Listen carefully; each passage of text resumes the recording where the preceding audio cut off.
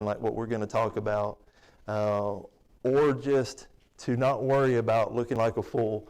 I can tell you right now, I don't know how many times I've looked like a fool, a goofball, whatever it may be, but I don't care because my love, my trust, my commitment is to the Lord, and He says, do as I say and don't worry about anybody else. And whenever you think about these things in that last song, to just put things aside and get lost in Him, how often do we do that? Probably not often enough. We get too focused on what we have going. We get too focused on what we feel is important. We get too focused on maybe our jobs or whatever it is. And all the while He's saying, just let go of those for a minute and just get lost in me. Let me do what I need to do. Let me do what I need to do in your life to show you that you don't have to have control, that you don't have to have everything figured out, that you don't have to have everything in line, that you don't have to have it all planned out and perfect, but just lose yourself in me and allow me to work. And that's what those songs were just really touching my heart with this morning. Hopefully they touched your heart in some way. Again, I appreciate Brother Mark having that for us this morning. Today is our last sermon on Unashamed. So we will finish today looking at Daniel and the lion's den. For me, this is always a story that I remembered growing up, and most of you probably have. It's one of those things as I became an adult and started really studying the Bible and understanding the Bible, that I realized that it was not just a children's story. It took a long time to realize that. I always thought it and Jonah and a lot of the other ones were just kid stories that were put together for us as children to be able to at least kind of understand what the Bible was about. But boy, did God have a bigger plan and purpose than just a child's story. And we're going to see this morning the impact that this chapter about what Daniel does in his faith has such a great impact for you and I this morning. And so we're going to look at that. We're going to look at a few things that really tie everything together as we get ready to close our series on being unashamed. I hope, I pray, and I would continue to encourage you to remember this sermon series every day of your life. And the reason I say that is because there's going to be an opportunity every single day of our lives to live unashamed of Him, to live unashamed of the gospel, to live unashamed of what He's called us to do. So every single day we're going to have that opportunity. We're going to be in chapter 6, verse 1 through 9 is where we're going to start. And I want you to just kind of picture Daniel and everything that we've talked about up to this point as we go into this chapter here, thinking about his obedience. Our Sunday school lesson this morning was on obedience and understanding what it means to obey God's command and to be faithful, to listen to His guidance. It was specific. We talked about the ark, the very specific instruction there. And God's given us specific instruction through the Bible on how to live our lives, how to be faithful to Him, how to trust Him. And we're going to see an act once again from Daniel staying faithful and true to his God and what he can do and what he does when we are faithful. Verse 1 here in chapter 6 says, "It pleased Darius to set over the kingdom 120 satraps to be set over the whole kingdom. And over these three governors, of whom Daniel was one of them, that the satraps might give account to them so that the king would suffer no loss. Then this Daniel distinguished himself above the governors and satraps because of his excellent spirit was in him, and the king gave thought to setting him over the whole realm." Let's stop there and go to the Lord in prayer. Dear Heavenly Father, I thank you once again, Lord, for this day. Lord, I can't thank you enough for this time together, for our time of fellowship, Lord, for this place that we can come and worship you and lift our voices to you, Lord, that we would do that this morning, that we would be prayerful, Lord, coming into this, that your Spirit would move, Lord, that you would speak to us, Lord, that you would show us the way you would have us to live our lives, Lord, and how we can be unashamed in our lives every single day. Lord, how we can walk unwaveringly, how we can trust in you, and just to continue to obey your will and your guidance in our lives. And we thank you for all that you do, and ask now that you just speak to us through this, and it's in Jesus' name we pray. Amen. So here we see how Darius has come in and has set up these things. And if you remember the last several chapters, we've seen different kings come in.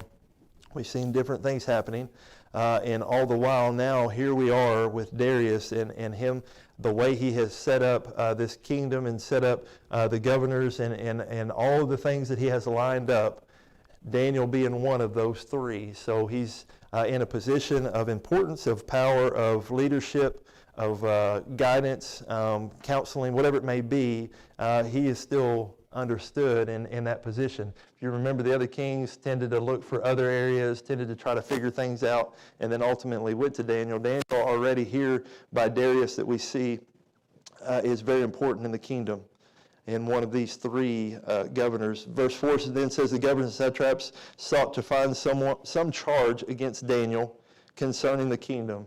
So we already see issues here in this kingdom. It says, but they could not find any charge or fault, because he was faithful, nor was there any error or fault found in him. Then these men said, we shall not find any charge against this Daniel unless we find it against him concerning the law of his God. Think about that for a minute. I've put things up in the slides for you to take notes, and we'll cover some of it, but I want you to think about that for just a minute. Here they are, they're set up, everything's set in place the way the king wanted it.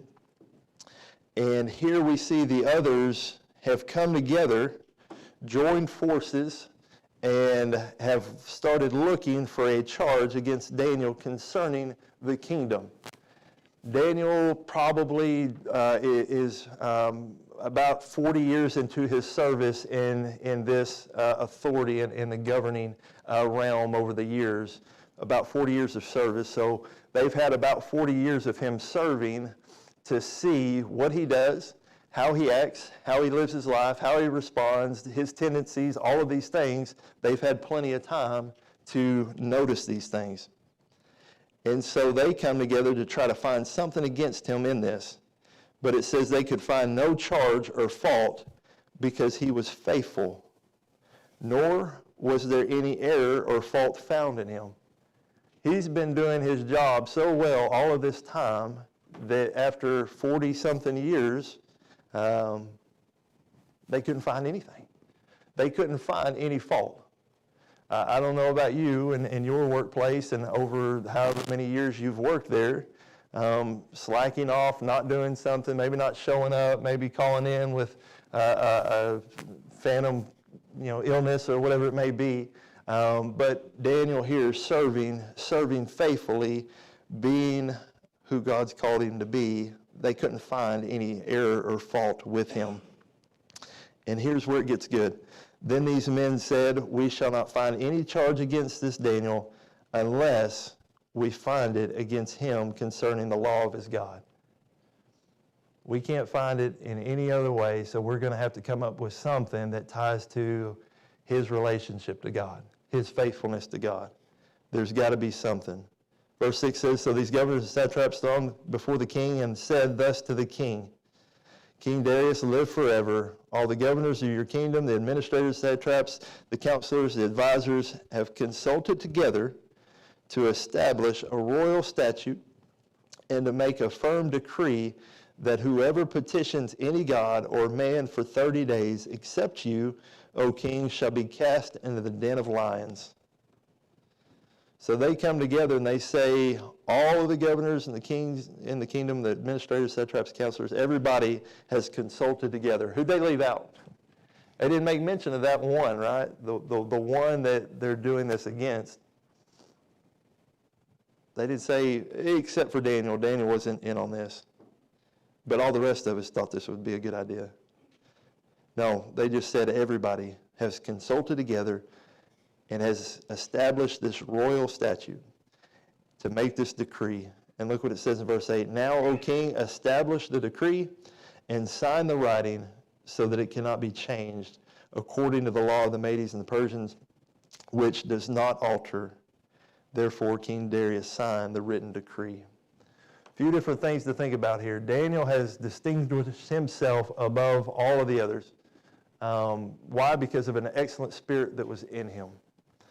This is one of the things that as you think about what Daniel has done over this time, he has proven himself to the king, to the kingdom, and ultimately to God and serving God.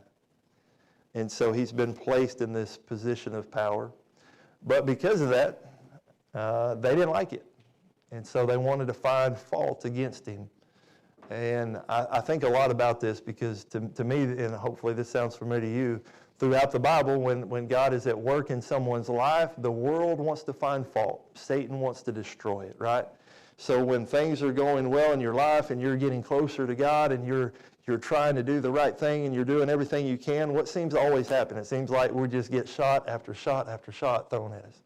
It seems like there's always something that we cry out to God and say, God, I'm trying to live for you. Why does this keep happening? This is a prime example. Satan doesn't like to see us close to God. Satan doesn't like to see us faithful with him. He doesn't like to see us giving our lives to God and saying, God, use me however you can, and then doing it. Being faithful and serving. He doesn't like to see that. He wants to see us fail. Others in our lives will see us happy, will see us succeeding, will see things taking place, and may not like it. These individuals that were around Daniel, that were his peers, that were his co-workers, or whatever you want to look at it as, they didn't like what God was doing in his life because they weren't living the same way. So they weren't seeing the things happen in the same way that Daniel was seeing happen. So they plotted against him. They came up with a way to try to destroy everything that Daniel was doing. And we see that in our lives. We see time and time again people attacking us, Satan attacking us, people attacking the church, Satan attacking the church, attacking our country, our leadership, our homes, our families, our parents, our children. We see it every single day. We see attack after attack after attack. Why? Because that's what Satan wants. Satan wants division. He wants division in the home. He wants division in relationships. He wants division in the church. He wants division in between us and God. So he's going to do whatever he can. And this is an example of doing everything he could to destroy what Daniel was doing. Daniel has come such a long way in his walk with God to this point. Daniel has been so faithful time and time again. And he's been rewarded time and time again. And because of that, those looking on didn't like it. They wanted to find something. So what they do, they go to the king and they establish this decree with the king. And they convince him to sign it, knowing that this is according to the law of these Medes and the Persians, that it can't be changed, that it can't be undone, and that it holds such great status and undoing. And we see that so many things in his position were going on for his life. But again, they still couldn't find anything to find fault. Here's the slide I want you to think about this morning, most of all. We should strive to be like this that we're talking about. That the world or the enemy can only say that we are too committed or too faithful to the Lord. Wouldn't that be something? If the only thing anyone could ever find fault in us was that we were just too committed to God, that we were too faithful to him. I can't even picture, because of all the faults and the mistakes and the failures that I've had in my life, to even fathom that. But Daniel, to this point in his service in the kingdom, they couldn't find anything other than how committed and faithful he was to God. And for us to be able to strive for that, to be able to look for ways that we could live our lives as committed and faithful to God, that when people want to pick us apart and want to attack, the only thing they could say is, well, we've got to figure out how to do it with him and God, or with her and God, because there's nothing else right now that we can use. Such a powerful message to think about, that we would be able to live so faithfully in everything that we do. and trusting in him. Look at verses 10 through 15. After the king has signed this decree, has chosen to do this and listen to his governors, his administrators, these folks here that have come to him, he did what he probably thought was best. These are his counsel. These are the ones that he goes to. So why not? And on top of that, it kind of builds to his ego a little bit, right? He's not, and what we'll see is he's not like the other kings in that matter with pride. But anytime anyone wants to come in and kind of build you up and pat you on the back and do things, it's hard not to want to listen and hear about it. So he goes through, he listens, and he does as they have brought to him to do. Verse 10 then says, now when Daniel knew that the writing was signed, he went home, and in his upper room, with his windows open towards Jerusalem, he knelt down on his knees 3 times that day and prayed and gave thanks before his God, as he was accustomed to do in the early days. Stop there for just a minute. Daniel heard the news, heard what was written, heard what was placed in this decree that was signed by the king himself, and went home, went where he always does, didn't try to hide anything, had his windows open like they always were, and worshiped, served God, prayed just like he always had. Didn't stop because of what the king said. Didn't stop because of what the world said or the others that had convinced the king to do. He continued doing and giving thanks before his God as he was accustomed to do. Wasn't something new. Wasn't something that he did that he thought, well, I'll just get back at them. I'm going to do something that really will. No. This is what he's always done. This is his faith-based practices, trusting in God, praying to God, serving God. And then these men assembled, and they found Daniel praying and making supplication before his God. It's funny when things take place in our lives, when someone wants to find fault, when Satan's wanting to attack, they take note, right? They pay attention. They watch. They learn. They learn our tendencies. They learn everything about us. It's no different for Daniel. They knew exactly the God he served. They knew exactly what he was doing. They knew exactly how much he trusted God. They knew his practices. They knew exactly what he was going to do, when he was going to do it, how often he did it, everything about him. And so they were able to come up with this plan, but also to find him in the midst of what was going on. And so they assembled, they found him praying, making supplication before God. And verse 12 says, then they went before the king and spoke concerning the king's decree. Have you not signed a decree that every man who petitions any god or man within 30 days, except you, O king, shall be cast into the den of lions? And the king answered and he said, the thing is true according to the law of the Medes and Persians, which does not alter. And so they answered and they said before the king that Daniel, who is one of the captives from Judah, does not show due regard to you, O king, or the decree that you signed, but makes his petition 3 times a day. Think about that for just a minute. They went right to the king and said, remember that decree you made? Remember that thing that you come up with and that you signed, that specific one that can't be changed, that specific one that was for you and kind of to lift you up? You remember that? It's like, yeah. Well, there's this Daniel, one of the captives. He's chose to go against you. He's chose to worship his God. He's chose to do what your decree says not to do.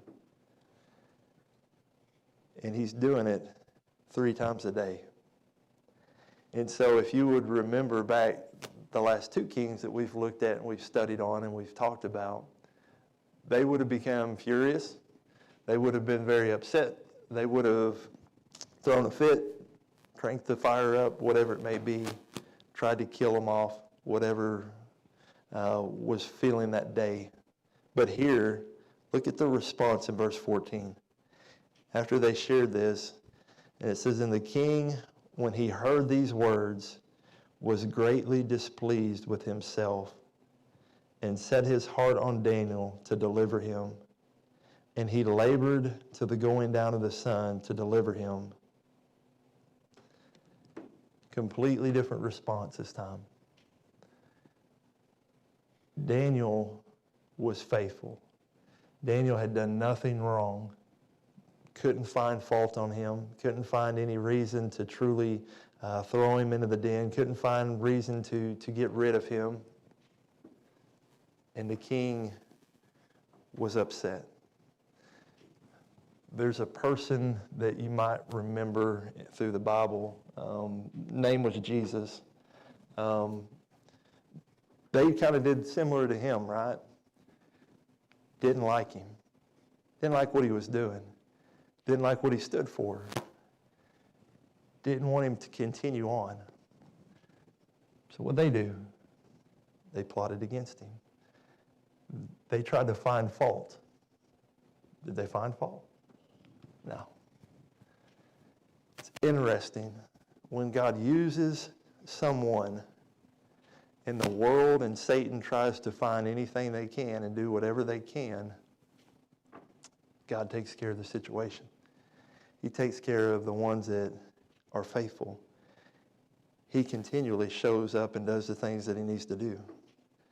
Daniel was unashamed in his relationship to God, and therefore he continued to serve his God unwaveringly and without thought. Because of this, because the king knew that there was no fault with Daniel, that Daniel was an upright person, that he was a man of God, it said that he was very displeased with himself. He was upset that he allowed this to happen. He's upset with himself that he allowed them to come in and trick him into doing this. And it said that he was so displeased with himself that he set his heart on Daniel to be delivered, and that he labored till the going down of the sun to deliver him. And then these men approached the king, and they said to the king, "Know, O king, that it is the law of the Medes and the Persians that no decree or statute which the king establishes may be changed." So not only is he upset that he's laboring over this, but now they've went and added more to it and said, oh yeah, and by the way, don't forget, you can't change it. There's nothing that you can do. And it's interesting to think about this situation for all of us. As we think about what we do and we find ourselves being faithful, how often do we truly trust in what God is doing whenever the fire starts to get cranked up? Whenever we're held to a spot in our lives where we have to make a true decision, how committed are we? Are we willing to do what Daniel has done throughout this book? Are we willing to do the things that Shadrach, Meshach, and Abednego have done and be willing to go to the furnace? Are we willing to do all of the things that we've seen and what we're about to see with Daniel going to the lion's den? Are we willing in a place that we trust enough, our faith strong enough to be able to say, whenever we get to that point and our feet's at the fire, that we're willing to say, I trust God no matter what. I'm unashamed of him, and I'm going to continue to serve him regardless of what everybody says, regardless of what it looks like, regardless of everything taking place, that I can trust him and that I can do these things. I want you to think about this as we go into verse 16. Daniel has been faithful time and time again.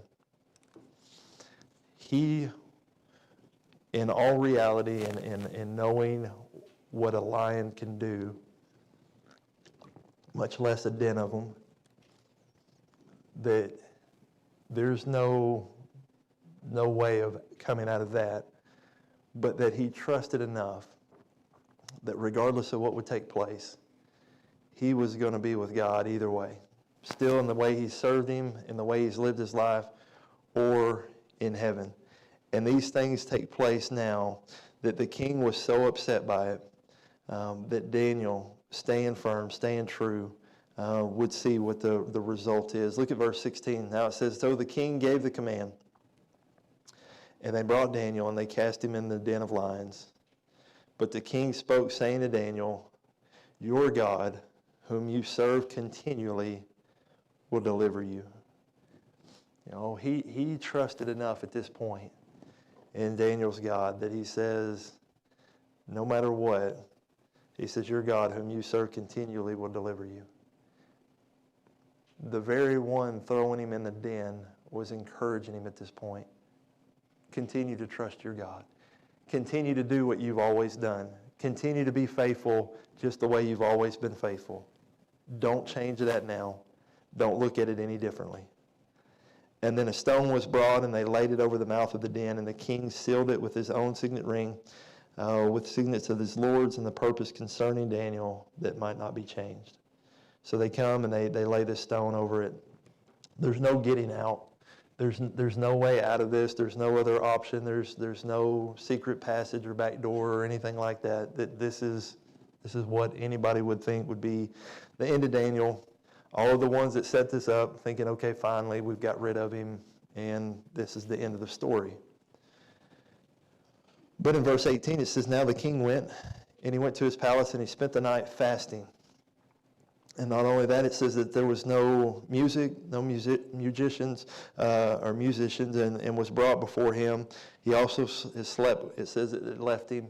He wasn't able to sleep. He wasn't able to think about anything else. He wasn't able to continue on his normal routine. None of that, all of that changed for him. And it says, then the king arose very early in the morning, and he went in with haste. And it says he went to this den of lions. And when he came to the den, here's how much he trusted. Here's how much he had faith in God protecting Daniel. That he does this. That he goes to this den, and when he came to the den, he cried out with a lamenting voice to Daniel. The king spoke, saying to Daniel, Daniel, servant of the living God, has your God, whom you continually serve, been able to deliver you from the lions? I don't know how many times I meant to go back and look and see if I could find something that said, you know, how many different times that maybe this king or others has done this, has thrown them in, just to have an idea. But knowing the situation and knowing what would happen and the whole purpose of that, nobody in their right mind would go and say, you know, hey, are you still okay? How are you doing in there? You guys playing fetch or anything like that? No, that's not going to be what would happen. Most likely, anybody that was going to go over there and remove the stone probably didn't want to be that person, because they probably didn't want to see it or smell it or be a part of it, just to be in all honesty. But yet this king, so trusting in God, that he runs and he goes early in the morning and he cries out to Daniel. And he asked him, Daniel, servant of the living God, has your God, whom you serve continually, been able to deliver you from the lions? And then Daniel said to the king, O king, live forever. Could you imagine that moment right there? Calling out, crying out to Daniel, and then hear a response, O king, live forever.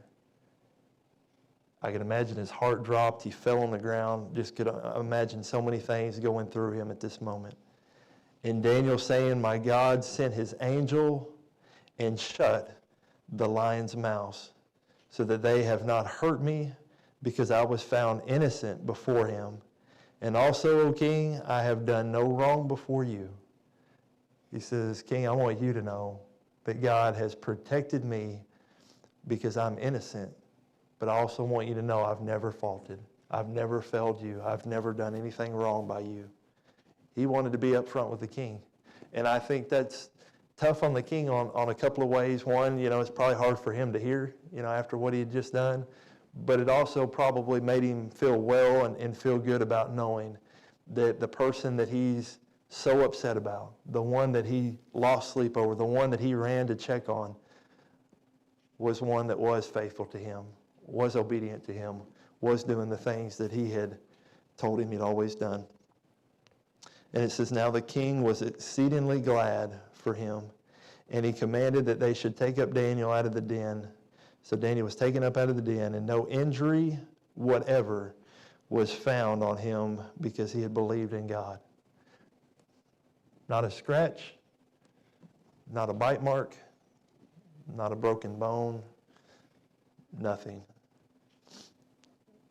Because he was believing in God and trusting in him to protect him. All of the things that we're seeing, all the things that we're hearing, chapter after chapter after chapter, God providing, God doing what he said he would do, and seeing obedience time and time again. After they'd done all these things and he'd run and he checked on him, he rushed and he sees that Daniel was okay.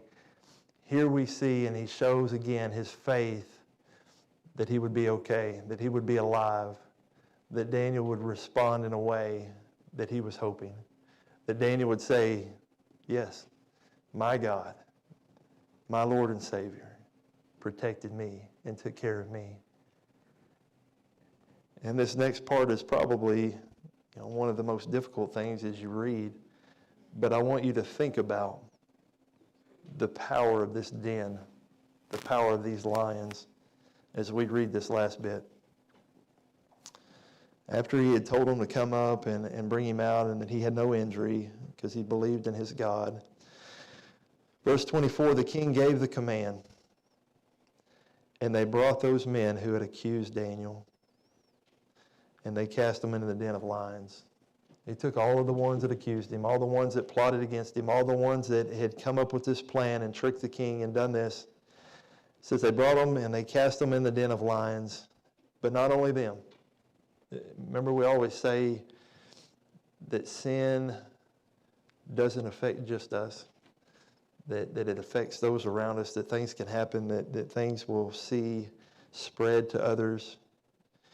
Here, because of what they had done, because of what they chose to do against Daniel and the king, it says that they cast them in the den, but also their children and their wives. And it says that the lions overpowered them and broke all of their bones into pieces before they ever came to the bottom of the den. Let that sink in for just a minute. Daniel, that just made it overnight in there, was able to come out without a scratch on him. But these individuals, as they threw them in, didn't even make it to the bottom before they were just destroyed. If you don't think God can do mighty works, if you think he's incapable, if you don't think that he's able to overcome anything in your life, just read example after example through the Bible. This being one that we see them overpowered, breaking every bone in their bodies before they ever came to the bottom of the den. Then the king wrote this, saying to all people, nations and languages that dwell in all the earth, peace be multiplied to you. It says, I make a decree that in every dominion of my kingdom, men must tremble and fear before the God of Daniel. For he is the living God, and steadfast forever. His kingdom is the one which shall not be destroyed, and his dominion shall endure to the end. He delivers and rescues, and he works signs and wonders in heaven and on earth, who has delivered Daniel from the power of the lions. And so then Daniel, it says that he prospered in the reign of Darius and the reign of Cyrus the Persian.